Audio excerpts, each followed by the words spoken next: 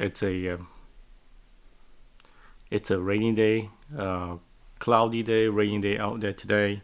I think we're expected to get some thunderstorm today. So how are you guys doing?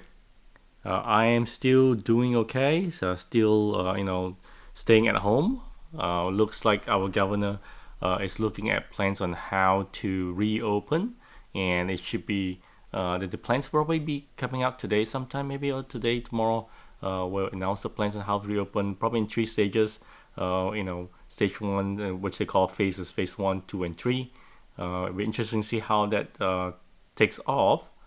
Um, I just want to talk about today rights. The U.S. is one of those countries where the individual rights is very powerful. So, case in point is the recent people that are protesting out there about the stay-at-home order, right? So, first off, there's this picture that we see about this lady protesting and basically saying it's her body, it's her choice. I would say, that's a valid statement. It is your choice, it's your body, so you get to decide whether you want to get the virus or not, or you want to take the risk or not, right? But what about the workers that are in the front line? What about the health workers? What are their rights? If you have the right to go out there and it's your choice whether you get sick or not, then shouldn't it be their rights then to make sure that they are safe? So, could we do something like, if you believe it's your right, and why don't you sign a contract that says that in the event that you are sick, then you will not be the first choice.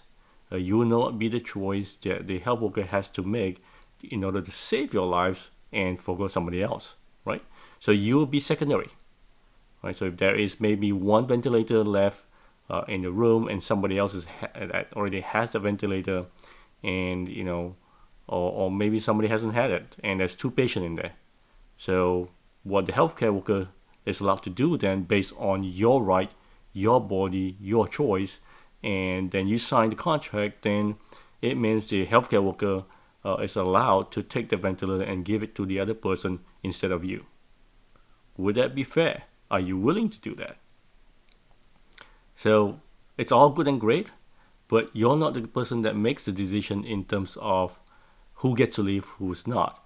Because when you go to the hospital, there's a triage that's going to happen, right? Who is the sickest the most? Who do they have to save? Are they going to save you, the young person, or save the older person on the side there that has complication? Which one would it be? Are you going to make that call? Are you going to make it easy for the healthcare worker? Also, what happens if the healthcare worker gets sick because of you, right? So if you get sick, don't go seek help, right? Don't go to the hospital. Stay home. Because I don't want you to get the healthcare worker issue sick, and then when I get sick, I don't have access to the healthcare worker because he's no longer there. So think about that. The other ones that I've seen is the gun rights, right? The Second Amendment. Basically saying that people are taking away the rights to your Second Amendment. It's like that's one as baffling to me. In this instance, in this pandemic, nobody is saying that you cannot have guns. You still have guns at home. Nobody's taking that away from you. So how is that a Second Amendment issue?